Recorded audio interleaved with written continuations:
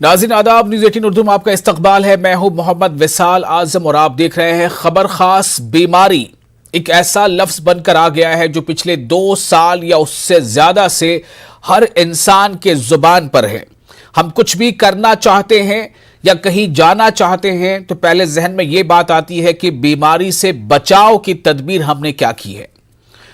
आप शादी ब्याह में देख लीजिए, मंदिरों में देख लीजिए, मस्जिदों में देख लीजिए, या मजहबी जो त्योहार आए, जलसे जुलूस का मौका आया, हर बार हमें यह देखना पड़ा कि इस वक्त पाबंदी आयद है। हम 50 से ज्यादा लोग एक साथ इकट्ठा नहीं हो सकते, 100 से ज्यादा लोग एक साथ इकट्ठा नहीं हो सकते। हमें ये समाजी दूरी बनाए रखनी है और हमें मास्क पहने रहना है और हमें सैनिटाइजर का इस्तेमाल करते रहना है और हमें अपने हाथों को वक्फे वक्फे से साबुन से धोते रहना है।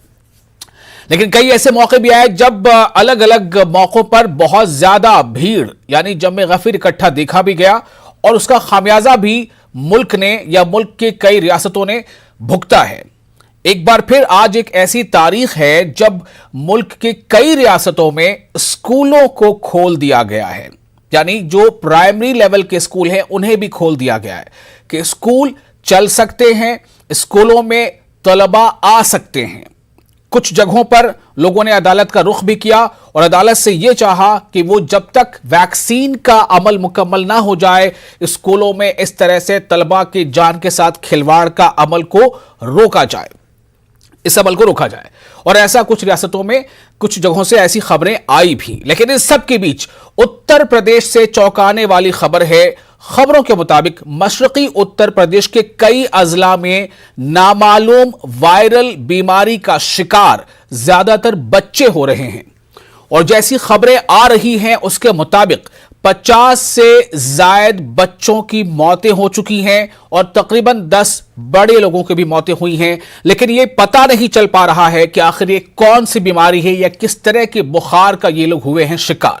आज इसी पर हम खास तौर से गुफ्तगू करेंगे कि एक तरफ ये नामालूम बीमारी, एक तरफ मौतों का सिलसिला, दूसरी तरफ तीसरी लहर को लेकर खदशा। मुल्क के ही एक रियासत में जो केरल की रियासत है वहां 30,000 के आसपास रोजाना के कोरोना के मामले और पिछले 24 घंटों में पिछले 24 घंटों में 460 अमवात भी हो चुकी हैं। इन सब के बीच बच्चों को स्कूल भेजना या बच्चों का स्कूल जाना कहां तक मुनासिब है? अगले आधे घंटे इन्हीं सवालों का जवाब ढूंढने की करेंगे कोशिश।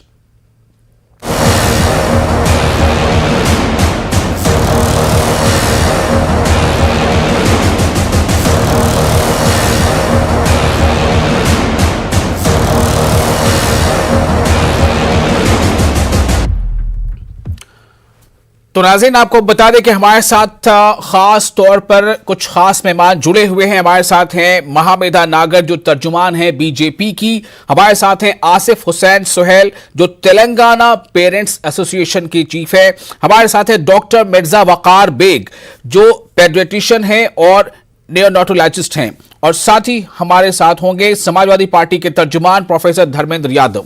आप तमाम लोगों का बहुत बहुत इस्तकबाल है। चूंकि हमने पहले आपको यह बताया कि उत्तर प्रदेश में एक नामालूम बीमारी यानी रहस्यमय बीमारी, ऐसी बीमारी जिसका कोई थाह नहीं लग पा रहा हो कि यह बीमारी शुरू कहां से होती है, आती कहां से है, फैलती कैसे है और कैसे यह जान तक ले लेती है, इस बारे में जरा जिक्र करेंगे। आज से 2 रोज कबल यानी आज अगर 1 सितंबर है तो 30 अगस्त को योगी आदित्यनाथ जो वजीर आला उत्तर प्रदेश की वो खुद उन मोहल्लों में गए और वहां लोगों का जायजा लिया, अस्पतालों का जायजा लिया और क्या कुछ कहा पहले उसको सुनते हैं और अपोजिशन पार्टी कांग्रेस ने जवाब क्या दिया ये सुनते हैं पहले। आगरा में भी कुल मिलाकर के जो घर में या अन्य क्षेत्रों में मौतें हुई हैं वो लगभग 32 बच्चों की और 7 एडल्ट की मौत होने का पूरा वो है।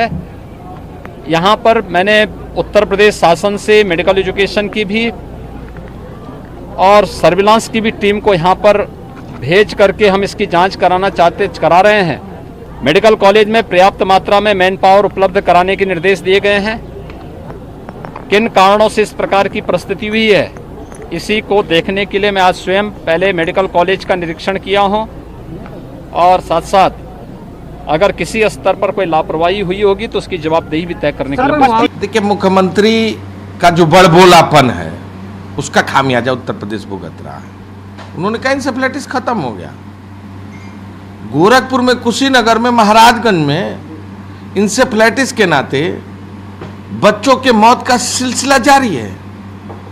वही स्थिति फिरोजाबाद, आगरा, मैनपुरी, मथुरा, एटा और कासगंज भी बड़े पैमाने पर बच्चों के मरने की खबर आ रही है। फिरोजाबाद में तो 68 लोगों की अब तक मौत हो गई, जिसको मीडिया ने प्रकाशित किया है।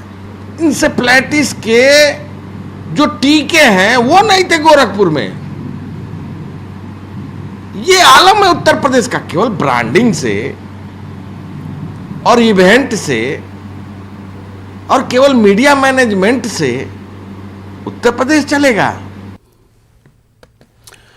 तो आपने सुना किस तरह की बातें योगी आदित्यनाथ जी ने कहा है कि कैसे ये बीमारी फैल रही है और इसकी रोकथाम के लिए क्या कोशिशें उठाई जा रही हैं, की जा रही है। वही जो लल्लू जी है, जो कांग्रेस के सदर हैं यूपी में, उन्होंने भी अपनी बातें रखी है। अपोजिशन होने के नाते उन्होंने इस पर सवाल उठाए हैं। मेरा सवाल यह है कि एक तरफ तो मुल्क पे हमने देखा कि दूसरी लहर ने कोरोना की कितनी तबाही मचाई, और ये हमारा ही मुल्क है जब मुल्क के एक हिस्से में लोग कोरोना से जहां पर बेतहाशा मौतें हो रही होती हैं, वहीं मुल्क के दूसरे हिस्से में चाहे वो सियासी रैलियां हों या फिर मजहबी रसूमात हों, ऐसे कई तरह के चीजों में लोगों को दिखा जाता है कि वो बेतहाशा भीड़ भी इकट्ठा होती है। अभी भी जबकि कोरोना के तीसरी लहर का बहुत ज्यादा अंदेशा, खतरा है, डॉक्टर्स, तमाम मेडिकल एक्सपर्ट्स कह रहे हैं, बड़े बड़े डॉक्टर्स कह रहे हैं, फिर भी हमारे मुल्क के किसी हिस्से में मांग किस बात को लेकर हो रही है? बाकायदा सड़कों पर लेकर आंदोलन हो रहा है। किस बात को लेकर? कि आप जो है इबादत गाहों को खोलिए। जाहिर सी बात है, इबादत गाहों में, धार्मिक स्थलों में भीड़ इकट्ठा होती है, लोग ज्यादा तादाद में आते हैं, खतरा है वहां इन्फेक्शन का। ऐसी सूरत हाल में स्कूलों के खोले जाने का फैसला कितना मुनासिब है? मैं सबसे पहले चाहूंगा डॉक्टर मिर्जा वकार बेग साहब, मेरा आपसे सवाल आपसे है, आप बहैसियत डॉक्टर, मेडिकल एक्सपर्ट, बहैसियत पेडिट्रिशियन, क्या आप इस बात की वकालत करते हैं कि स्कूलों में बच्चों को जो भेजे जाने का यह फैसला कई रियासतों ने आज से ले लिया है, इस पर अमल भी हो गया है, क्या यह सही है?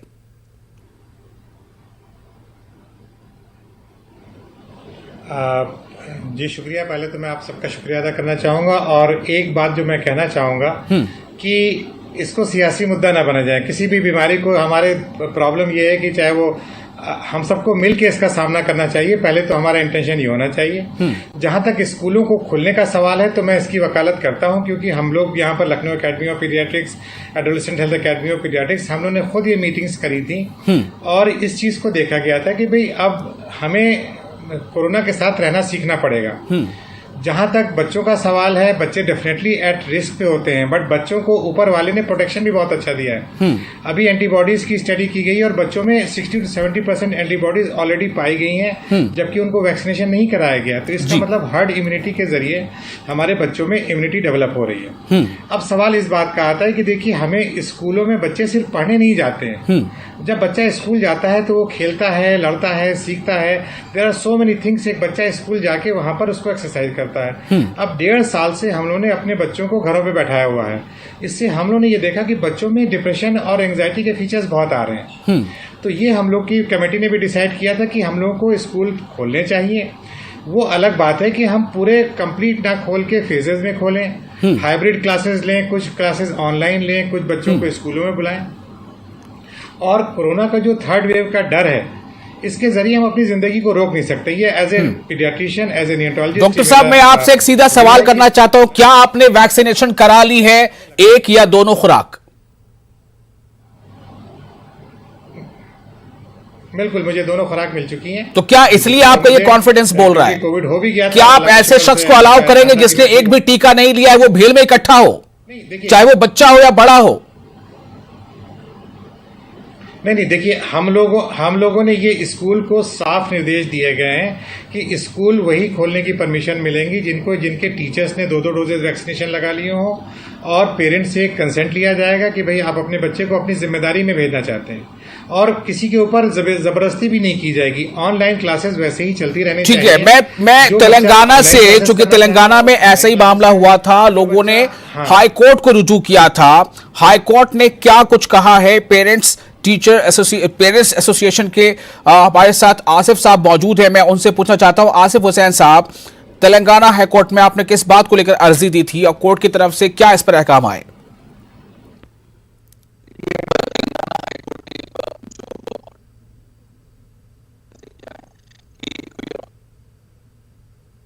गवर्नमेंट आप इसको क्लियरली बताया गया है कि बच्चों की सेफ्टी के लिए क्या इक़दाम लिए जा रहे हैं, जल्दबाजी क्यों कर रहे हैं। आप पहले माँ बाप को vaccinated teaching non teaching staff का वैक्सीनेशन का आप पूरा स्ट्रक्चर बताएं, और माँ बाप जो बच्चे आ रहे हैं वो भी वैक्सीनेटेड है या नहीं। और रही कंसर्न फॉर्म की, जैसे डॉक्टर साहब ने अभी बात की है, देखिए ये गलत बात है। हमारी जिम्मेदारी स्कूल की जिम्मेदारी नहीं है, हमारी जिम्मेदारी है। कैसी बात हो गई? हम हमारे बच्चों को एक इदारे में एक जिम्मेदारी समझ कर भेजते हैं वहाँ पे। अगर वहाँ पे कोई वैक्सीनेटेड नहीं है, अगर बच्चे इन्फेक्टेड हो गए, अगर बच्चों को कुछ होगा तो कौन है? हुकूमत जिम्मेदार है और या स्कूल मैनेजमेंट जिम्मेदार है? नहीं, डॉक्टर साहब तो कह रहे हैं कि पेरेंट्स से कंसेंट लेके जाना है। कंसेंट स्कूल मैंडेटरी कर दिया ना, आप स्कूल फोर्स कर रहा है फीसेस के लिए। एक कॉर्पोरेट लॉबी जो गवर्नमेंट को प्रेशराइज कर रही है कि फीस पूरी मिल जाएगी अगर स्कूल हम खोल देंगे, फिर बंद कर देंगे। ऐसे ही जो लास्ट ईयर भी होता, तो सेम चीज हमने एक change.org पे एक सर्वे किया था जिसमें हजारों की तादाद में लोग जुड़े, हजारों के माँ बाप ने अपना दर्द बयान किया कि जल्दबाजी मत कर, 1-2 महीने में जिंदगी खत्म नहीं होगी। उनका कोई डॉक्टरी का कोई एग्जाम नहीं है, ना कोई इंजीनियर बन रहे हैं, छोटे क्लासेस में बच्चे हैं, हम जल्दबाजी क्यों करें? बात 1-2 महीने की है ना। आज बच्चों की जिंदगी अहम है। हमने तो माँ बाप को यही कहा कि आप गवर्नमेंट को बाजू हटाइए, कोर्ट के ऑर्डर को बाजू हटाइए, आपकी औलाद है, आपकी जिम्मेदारी, आप खुद समझदार है, साहिब समझे क्या। ठीक है, मैं अब थोड़ा रुख करूंगा। मैं सिर्फ एक डेटा यहां पर देना चाह रहा था कि कर्नाटक के कोलार में एक कॉलेज है और एक ही कॉलेज में तकरीबन 30 से ज्यादा तलबा कोरोना पॉजिटिव पाए गए। महाराष्ट्र के मानखुर्द में, मुंबई के मानखुर्द में एक चिल्ड्रन होम है, उसमें तकरीबन 18 से 20 तलबा कोरोना पॉजिटिव पाए गए हैं। ओडिशा का जो डेटा आ रहा है उसके मुताबिक रोजाना का जो एवरेज है कोरोना केसेस का वो 700 से लेकर 800 के पार तक जा रहा है, जिनमें से 0 से लेकर 18 साल तक की उम्र के बच्चों की तादाद रोजाना 110, 120, 130 के करीब आ रही है। पिछले 10 दिनों का ये मैं डेटा दे रहा हूं। ओडिशा में एक दिन में 0 से 18 साल की उम्र के बच्चों के केसेस 110, 120, 130 तक आ रहे हैं। ऐसे में क्या ये मुनासिब है कि स्कूलों पर हम भरोसा इतना कर सकें जबकि हमें यह पता नहीं है कि क्या स्कूल के तमाम स्टाफ वैक्सीनेटेड है या नहीं? हमें यह तो पता है कि हमारे बच्चे वैक्सीनेटेड नहीं हैं, और क्या जरूरी है और किस तरह के इक़दाम हैं। गार्जियन स्कूल तो जा नहीं पाते, अक्सर गार्जियन किस बुनियाद पर लिख के दे दें कि हाँ भाई हमने साइन कर दिया कि आप मेरी मर्जी पे आप वहां पर बच्चों को ट्रीट कीजिए। मैं बहरहाल ये एक अच्छी बात हो सकती है, लेकिन इस पे जो तेलंगाना हाईकोर्ट का जो इस पर अहकाम है उसके हिसाब से मुझे लग रहा है कि थोड़ा सा इसमें हमें और अभी मेडिकल एक्सपर्ट से सलाह लेने की जरूरत है। मैं माबेदा नागर साहब आपके पास आना चाहूंगा, तर्जुमान बीजेपी। एक बार फिर उत्तर प्रदेश में इस तरह की सिचुएशन नजर आ रही है, वहां पर बच्चों की मौत का सिलसिला जारी है। इसको लेकर कहीं कोई चूक तो नहीं हो गई? पहले सभी को नमस्कार।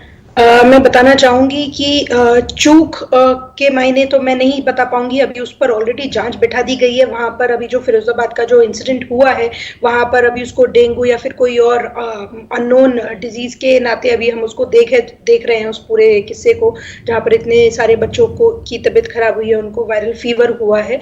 और उसी के अंतर्गत वहां के जो सीएमओ थे उनको वहां से अभी तुरंत हटा दिया गया है और वहां पर एक नई मेडिकल शिक्षकों की टीम को तैनात कर दिया गया है और नए विशेषज्ञों की भी, मेडिकल विशेषज्ञों की भी टीम को वहां पर तैनात कर दिया गया है ताकि वो पूरे मौके का संज्ञान ले सकें और वहां पर पूरी सिचुएशन को प्रॉपर्ली स्टडी कर सकें। दूसरी बात, मेरे को लगता है कि इससे सब लोग वाकिफ होंगे और इससे सब लोग सहमत भी होंगे कि कोरोना की स्थिति ने, इस परिस्थिति ने हमारे पूरे देश को, हमारी युवा पीढ़ी को, हमारे बच्चों को बहुत ही ज्यादा पीछे, कम से भी कम 1 से 2 सदी पीछे धकेल दिया है when it comes to education. और मैं खुद एजुकेशन सेक्टर में काम करती हूँ, मैं खुद एक स्टूडेंट हूँ, अभी भी मैं पढ़ रही हूँ, तो मुझे लगता है कि मैं इस चीज को सबसे ज्यादा आइडेंटिफाई कर सकती हूँ कि एजुकेशन के मैटर क्या होते हैं, ऑनलाइन एजुकेशन कैसी होती है और ऑफलाइन एजुकेशन का क्या डिफरेंस होता है। मैं बिल्कुल, आप अभी हमारे को स्पीकर एक बोल रहे थे, उन्होंने बोला था कि 2-4 महीने में कुछ खास फर्क नहीं पड़ जाएगा।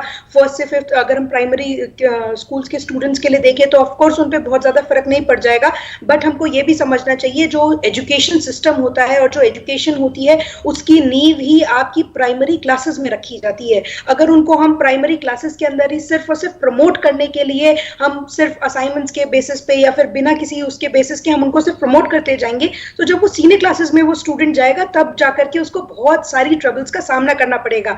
मैं नहीं चाहती हूँ कि इस कोरोना के चलते हमारे देश की गति जो ऑलरेडी बहुत धीमी हो चुकी है वो बिल्कुल ठप हो जाए और स्टूडेंट कल को, जब आज कल का नहीं आज का नागरिक है, मैं बोलती हूँ, लेकिन महामेधा नागर साहब, क्या किसी की जान की कीमत पर? बिल्कुल नहीं। जब पार्लियामेंट नहीं चल सकता है, पार्लियामेंट को नहीं चलाए जाने का फैसला हो सकता है कि चूंकि हम वैक्सीनेटेड नहीं हैं, तो हम बच्चों को इस रिस्क पर कैसे स्कूल भेज सकते हैं बिना वैक्सीनेशन के? एक चीज जो सरकार ने तय करी है जनाब, वो ये करी है कि वहां पर उनका जितना स्टाफ होगा स्कूल का वो वैक्सीनेटेड होना कंपलसरी है, उनको दोनों डोजेस लगी होनी जरूरी है। एक चीज, उसके अलावा वरना किसी भी टीचर को या किसी भी स्टाफ को स्कूल के अंदर परमिशन डिनाइड होगी, पहली चीज। दूसरी चीज, वहां पर जो स्टूडेंट्स होंगे उनके लिए भी प्रॉपर केयर टेकिंग रखी जाएगी और इसका ध्यान पूरे एडमिनिस्ट्रेशन को होगा। अगर ऐसा होता है तो बहुत अच्छी बात है, लेकिन मुझे लगता है कि आप खुद भी वाकिफ होंगी कि जो बातें कही जाती हैं उसका अमल कितना हो पाता होगा। मैं इस पे थोड़ा सा रिएक्शन लेता हूं। समाजवादी पार्टी से हमारे साथ मौजूद है प्रोफेसर धर्मेंद्र यादव साहब। प्रोफेसर, आप इत्तेफाक से पढ़ने लिखने की बातें आप भी करेंगे, लेकिन मैं ये जानना चाहता हूं कि क्या उत्तर प्रदेश में जो अभी एक नामालूम बीमारी से अमवात हो रही है, कोरोना की तीसरी लहर का खतरा है, नामालूम बीमारी से बच्चों की मौतें हो रही हैं और स्कूल खोले जा रहे हैं, क्या वाकई तमाम तर इकदामात और इंतजामात स्कूल में कर लिए गए हैं कि 2 फीट की क्या दूरी जो है वो मेंटेन हो पा रही होगी स्कूलों में, 6 फीट की दूरी? क्या स्कूल के तमाम अमला, स्कूल का हर जगह पर डबल डोज से वैक्सीनेटेड हो चुका होगा?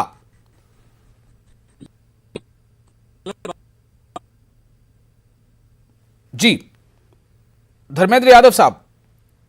ऑन रिकॉर्ड है कि सारे शिक्षक डबल डोज वैक्सीनेटेड नहीं है, इसीलिए 5 सितंबर को इन्होंने कहा है कि शिक्षकों को वैक्सीन लगेगी। अब आप मुझे बताइए, विद्यालय खोल रहे हैं एक से और वैक्सीनेशन की बात कर रहे हैं 5 तारीख को, तो आप खुद ही कह रहे हो कि भाई 4-5 दिन बिना वैक्सीनेशन के आ जाइए।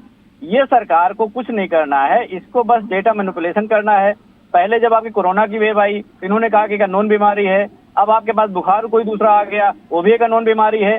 जब उत्तर प्रदेश में मौतें शुरू हो जाती हैं, जिसके घर का 40-50 बच्चे चले गए हैं, आप उसकी बात उससे पूछिए, सरकार तो इतना कह देगी अननोन बीमारी है, हमें पता नहीं चला, हमने मेडिकल की एक्सपर्ट टीम बुला ली।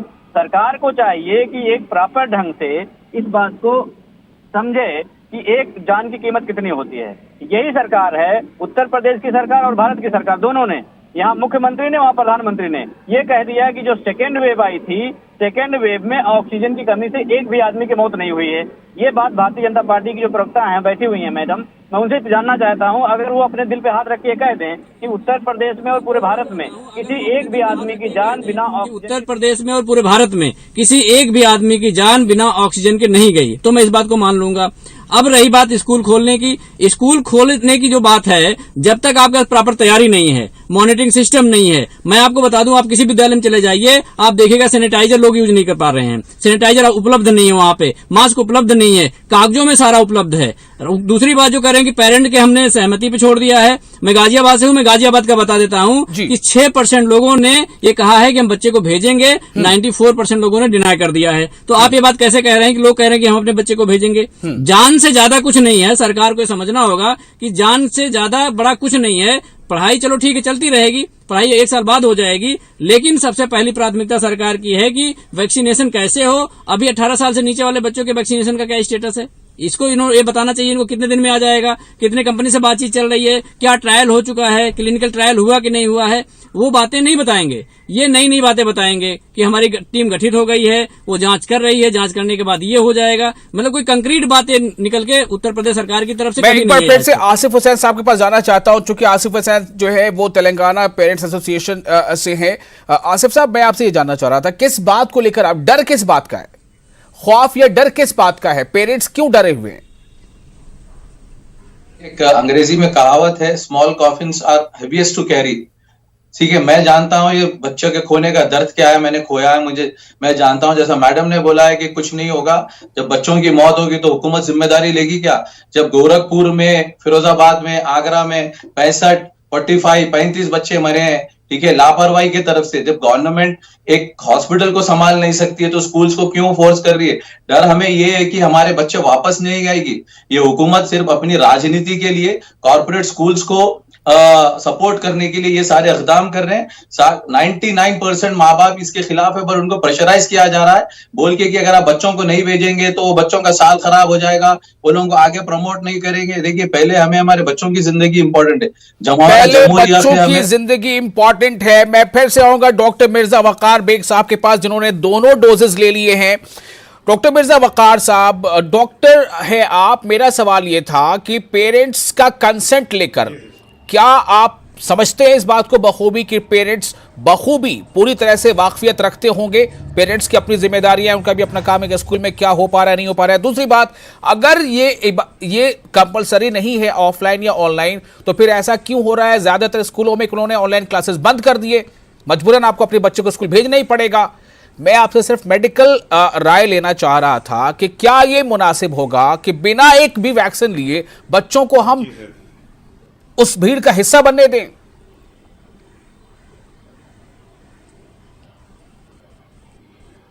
आपने बहुत सही कहा। देखिए, भीड़ का हिस्सा तो बच्चे ऑलरेडी बने हुए हैं। अगर आप सड़कों पर जाएं तो क्या आपको बच्चे दिखाई नहीं दे रहे हैं? आप मॉल्स में चले जाइए, आप सड़क पे चले जाइए, आप शादी ब्याह में चले जाइए, सब जगह जब बच्चे जा सकते हैं तो स्कूल जाने में क्या प्रॉब्लम है? मुझे ये बता दें। अभी जो बताया जा रहा है कि इल्ज़ाम लगाया जा रहा है कि सब ये कॉर्पोरेट कल्चर वाले लोग हैं जो कि पैसा लेके स्कूल खुलवाना चाह रहे हैं। अभी दूसरा इल्जाम गवर्नमेंट पे ये लग रहा था कि साहब ये जो ऑनलाइन एजुकेशन वाले हैं, जो मीडिया, जो तमाम एप्स वाले जो लोग हैं, ये पैसा दे रहे हैं। आप मेरे इस सवाल का जवाब दे दीजिए। जो अभी आसिफ ने सवाल उठाया है कि जब आप उत्तर प्रदेश के 2-3 जिलों के लगातार केसेस, जो अभी 60 से करीब बच्चे और बड़ों की मौत हो गई है, अभी उसका बीमारी का पता नहीं लग पा रहा है। कहा जा रहा है कि ये मिस्ट्री है, मिस्ट्री फीवर है। तो जब अगर ये स्प्रेड हो जाएगा खुदा ना खास्ता तीसरी लहर, तब कैसे संभाल पाएंगे? देखिए, एटलीस्ट वी कैन से नहीं, आपकी बात बिल्कुल जायज़ है, पेरेंट्स का कंसर्न बिल्कुल जायज़ है। देखिए, जैसा कि कहा गया कि smallest coffins are the heaviest thing to carry, ये मैं बिल्कुल एग्री करता हूँ। और मैं भी एक बच्चों के फादर हूँ और मैं पीडियाट्रिशियन हूँ, तो हम लोगों से ज़्यादा बच्चों के साथ सहानुभूति तो मैं समझता हूँ कोई रख ही नहीं सकता है। मगर मेरा कंसर्न ये है कि जो अभी बीमारी फैली है, ये एक तो कोरोना नहीं है, ठीक है ना, और इस तरह के मौसम में अगर आप देखें, हर साल जब बारिशें होती हैं तो अगर केरल में डॉक्टर साहब रोजाना 30,000 से ज्यादा केस आजकल आ रहे हैं, तो क्या आप इस बात की जमानत ले सकते हैं कि कोरोना अब खत्म हो गया? क्या डॉक्टर मिर्जा बेग ये कह सकते हैं इस मंच पर अभी? नहीं, मैं बिल्कुल नहीं कह रहा हूँ कोरोना खत्म हो गया, मगर हमें ये आप सवाल का जवाब दे दे कोई भी आदमी कि हम अपने बच्चों को कब तक घर में बंद रखेंगे? कोरोना पैंडेमिक अभी जाने वाला नहीं है, तो क्या हम लोग अभी 2-3 साल अपने बच्चों को घरों में बंद कर देंगे? नहीं, 2-3 साल क्यों? हम वैक्सीनेशन की कोशिश करेंगे। जो आसिफ कह रहे हैं, जो प्रोफेसर धर्मेंद्र कह रहे हैं कि वैक्सीनेशन कराएंगे हम। आपको भी इसकी वकालत करनी चाहिए थी। नहीं, वैक्सीनेशन कराएंगे, बट बच्चों के तो वैक्सीनेशन के अभी ट्रायल चालू हुए हैं। एडल्ट्स को आप वैक्सीनेशन कराइए, बिल्कुल एडल्ट्स के वैक्सीनेशन कराइए। और जिन जिन स्कूल्स में टीचर्स फुली वैक्सीनेटेड है, इवन टीचर्स क्या, इवन सफाई कर्मचारी को भी। बेटा, मैं आपसे एक छोटा सा जवाब लेना चाहूंगा। क्या यह बेहतर नहीं होगा कि जल्द से जल्द वैक्सीनेशन के प्रोसेस को पूरा किया जाए, फिर बच्चों को एक्सपोज किया जाए? जी, सबसे पहले तो किसी के लिए भी मैंडेटरी नहीं किया गया है। अगर पेरेंट्स को ऐसा लगता है कि उनके बच्चों के लिए वो ठीक नहीं है, तो वो बिल्कुल अपने पेरेंट्स को ना भेजें। लेकिन मैंने आपसे कहा, ज्यादातर पेरेंट्स की शिकायत आ रही है कि स्कूलों ने ऑनलाइन क्लासेस बंद कर दिए। मजबूर आपके साथ मजबूरी है कि आप अपने बच्चों को भेजिए, वरना बच्चे पढ़ नहीं पाएंगे। जी, इससे मैं सहमत नहीं हूँ। और अगर इस तरीके की घटना किसी भी स्कूल के अंदर कहीं पर भी हो रही है तो मैं उन सभी पेरेंट्स से भी आपके चैनल के माध्यम से आग्रह करना चाहूंगी कि वो प्लीज अपने जो भी रीजनल बेसिक एजुकेशन का जो भी ऑफिसर हो, आप उनको इस बारे में कंप्लेन कीजिए कि इस तरह की ऑनलाइन क्लासेस को बंद किया गया है। ये सरासर गलत है और ये बिल्कुल भी छात्रों के हित में नहीं है। चलिए, बहुत बहुत शुक्रिया आप तमाम लोगों को। कुल मिलाकर पेरेंट्स, माँ बाप के कंधों पर जिम्मेदारी है। अगर आप अपने बच्चों को भेजते हैं, वो बच्चा बीमार पड़ता है तो कोई जिम्मेदारी नहीं लेगा, ना स्कूल ना सरकार, आप जिम्मेदार होंगे। आप ये बेहतर सोचिए कि आपके बच्चों की बेहतरी किसमें है, आप अपने बच्चों को किस तरह से ज्यादा महफूज रखने के साथ साथ उसे तालीम देंगे। डॉक्टर साहब भी कह रहे हैं कि वैक्सीनेशन हो जाता तो ज्यादा बेहतर होता, लेकिन कब तक, इसका इंतजार करें। बहुत शुक्रिया आप तमाम लोगों का। आप बने रहे न्यूज़ 18 उर्दू के साथ। मुझे दीजिए इजाजत।